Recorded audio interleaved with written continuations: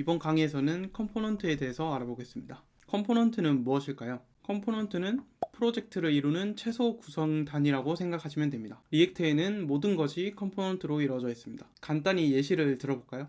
여기 우리가 흔히 보는 구글 사이트가 있습니다. 이 사이트를 만약 리액트로 코딩을 하게 된다면 컴포넌트를 어떤 식으로 구성을 하면 될까요? 우선 큼지막하게 헤더 컴포넌트와 몸통 컴포넌트로 나눌 수 있을 것 같습니다.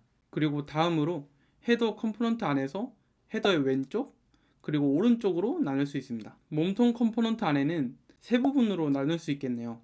그리고 그 각각의 컴포넌트들 안에 여러 가지 버튼, 이미지, 텍스트와 같은 컴포넌트들이 존재하고 있습니다. 이처럼 리액트에서 컴포넌트는 화면을 구성하는 모든 것이라고 볼 수 있습니다.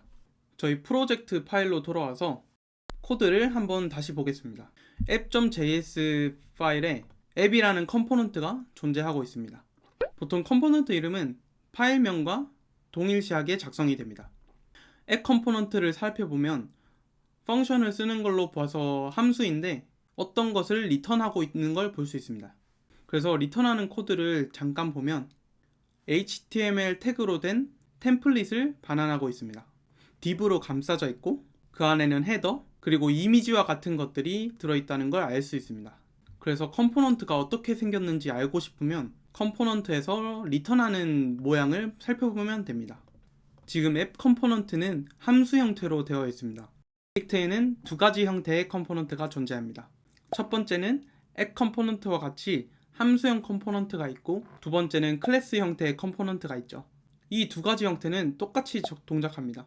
그럼 왜 굳이 두 가지 형태가 존재하는 걸까요? 예전에는 컴포넌트를 생성하는데 클래스 형식의 컴포넌트를 사용했습니다. 추후에 배울 상태 관리나 라이프 사이클 관리와 같은 것들을 클래스형 컴포넌트에서만 할 수 있었습니다. 시간이 지나면서 리액트 팀에서 함수형 컴포넌트에서도 상태 관리 그리고 라이프 사이클과 같은 작업들을 할 수 있도록 업데이트를 했습니다. 또한 함수형 컴포넌트가 사람이 판단하기에 구조상으로 이해하기 쉽다. 클래스 컴포넌트는 기계와 소통하기 쉽게 짜여진 코드고 함수 컴포넌트는 사람이 알아듣기 쉽게 짜여진 코드라고 리액트 팀에서 판단을 해서 현재는 대부분의 리액트 프로젝트에서 함수형 컴포넌트를 사용합니다. 그래서 이 강의에서도 함수형 컴포넌트를 사용해서 강의를 진행할 예정입니다. 어떤 형태의 컴포넌트를 사용하던 상관은 없습니다. 리액트 공식 문서에서도 클래스형 컴포넌트를 삭제하진 않는다고 합니다. 하지만 굳이 예전 버전의 코드를 사용할 필요는 없습니다. 그럼 실제로 우리가 직접 컴포넌트를 한번 생성해 보겠습니다.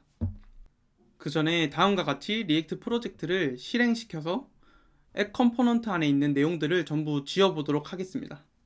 여기서 헤더 태그는 리액트 크리에이트 리액트 앱에서 이쁘게 스타일링을 해놔서 이것만 남겨두고 전부 지워보도록 하겠습니다. 그래서 헤더 안에 있는 코드들을 전부 삭제를 하고 저장을 하게 되면 다음과 같이 아무것도 안 뜨는 것을 볼 수 있습니다. 그리고 쓰이지 않는 로고 svg 파일도 지워주도록 하겠습니다. 우리는 이제 여기에 food라는 컴포넌트를 만들어서 음식 이름을 출력해주는 컴포넌트를 한번 만들어 보도록 합시다. 여기 소스 파일에 새로운 파일로 food.js 파일을 생성해 보도록 하겠습니다. 그리고 food 컴포넌트는 함수형 컴포넌트로 생성을 해 보도록 하겠습니다.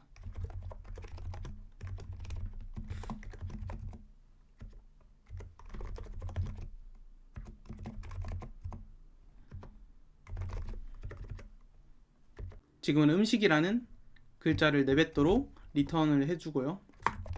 그리고 다른 파일에서 사용을 할 수 있도록 food 컴포넌트를 바깥으로 내보내겠습니다. 그리고 저장을 하고요. 여기서 컴포넌트를 생성할 때 주의할 점이 하나 있습니다. 컴포넌트는 하나의 태그로 감싸주어야 합니다. 만약에 형제 태그가 이렇게 있게 된다면 리액트는 오류를 뱉어냅니다. JSX 문법은 무조건 하나의 부모를 리턴하도록 해라 라는 오류가 뜨게 되죠. 그래서 만약에 이렇게 div 두 개로 출력을 하고 싶다면 프래그먼트 기능을 사용하면 됩니다. 리액트 프래그먼트는 다음과 같이 생겼고요. 그냥 꺽쇠를 열고 바로 닫으면 됩니다. 그래서 이 아래 것들을 빈 프래그먼트 태그 안에 넣어주게 되면 다음과 같이 오류가 사라지는 것을 볼 수 있습니다. 리액트 프래그먼트 태그는 빈 태그로서 DOM 엘리먼트를 생성하지 않고 나란히 두 개의 태그를 출력할 수 있게 합니다. 하지만 저희 지금 푸드 컴포넌트에서는 두 개의 div가 필요 없기 때문에 삭제를 해보도록 하겠습니다. 다음과 같이 푸드 컴포넌트가 완성이 되었고 이제 앱 컴포넌트에서 푸드 컴포넌트를 불러오도록 하겠습니다.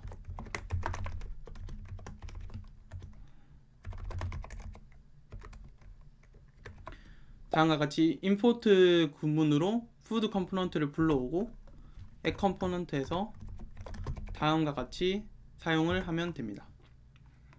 그러면 다음과 같이 음식이라는 글자가 잘 뜨는 것을 볼 수 있습니다.